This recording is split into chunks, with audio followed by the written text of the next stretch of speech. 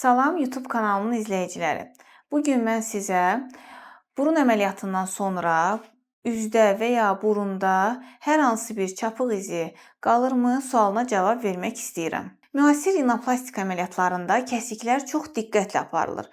Qapalı rinoplastikada bütün kəsiklər burun daxilində olduğu üçün xaricdən heç bir iz görünmür. Açıq rinoplastikada isə burun dəlikləri arasındakı hissədə kiçik bir kəsik edilir. Bu kəsik əksər hallarda çox yaxşı sağalır və bir neçə ay sonra demək olar ki, nəzərə çarpmır. Çapığın necə sağalması insanın dəri xüsusiyyətlərindən, cərrahın təcrübəsindən və əməliyyatdan sonrakı qulluqdan çox asılıdır. Tövsiyələrə düzgün əməl edildikdə xəstələrin böyük əksəriyyətində estetik baxımdan narahatlıq yaradan iz qalmır. Yəni ümumilikdə burun əməliyyatından sonra görünən və diqqət çəkən çapıq izlərinin qalması çox nadir hallarda rast gəlinir. Müasir üsullarla aparılan əməliyyatlarda izlər ya görünmür, ya da zamanla demək olar ki, tamamilə seçilməz olur. Videonu bəyənərək kanalımıza abunə olmağı unutmayın.